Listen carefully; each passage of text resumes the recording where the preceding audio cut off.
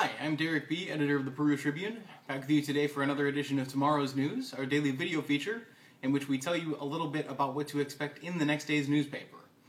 Today's Sunday, May 25th, 2014, so I'll be telling you about what you can expect in the Memorial Day edition on May 26th in print or online tonight at PeruTribune.com. In our lead story, very Memorial Day appropriate, Chad Abshire has a report for us on the Veterans Affairs scandal. He talked to some local officials about whether this scandal affected the Peru Clinic at all and what their feelings were about it. In the scandal, VA officials were revealed to have falsified records to hide delays that veterans were facing in getting their benefits. Very unfortunate. We're certainly glad to see some heads are starting to roll there.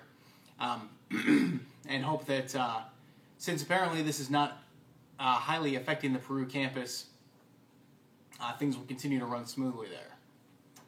Our display story is also very Memorial Day appropriate. I went out today to the Mexico ceremony remembering Memorial Day on Sunday. Really an interesting ceremony. They had taps, a 21-gun salute, bagpipes. The main thing was that folks took time not to read every name of the veterans from Mexico who have passed, but the ones who really meant something to them. And that was a very, very touching display. A lot of folks talked about their family members, their friends, their relatives, the people who just they knew in the community. And it's good to have that reminder that that's really what this weekend is all about. Also on A1, we had a profile by Cheryl Lashnowski, who is a freelancer who is running for us for the first time, I think, in quite a while, but certainly glad to have her back in the fold. Sherry talked to Jeremy Sisk of Denver and his parents about his earning the European Soldier of the Year award. Really exciting for a 2009 North Miami graduate to already be receiving that kind of acclaim, and hope that he will continue to do the area proud as he serves in the military.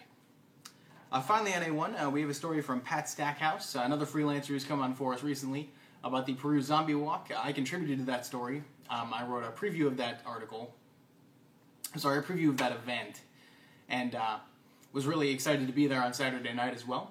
About 150 showed up for the 4th annual walk for celiac disease awareness.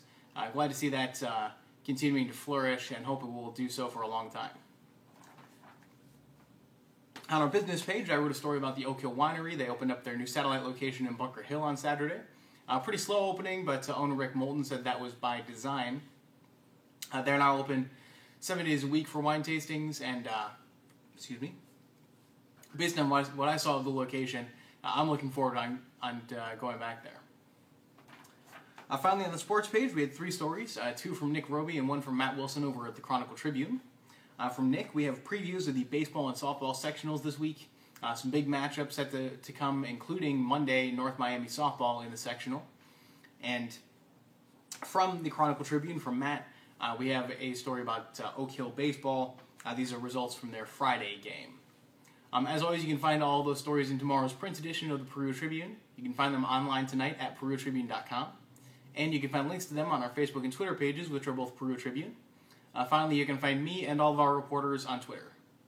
Until tomorrow, that's tomorrow's news. I'm Derek B. Have a great Memorial Day.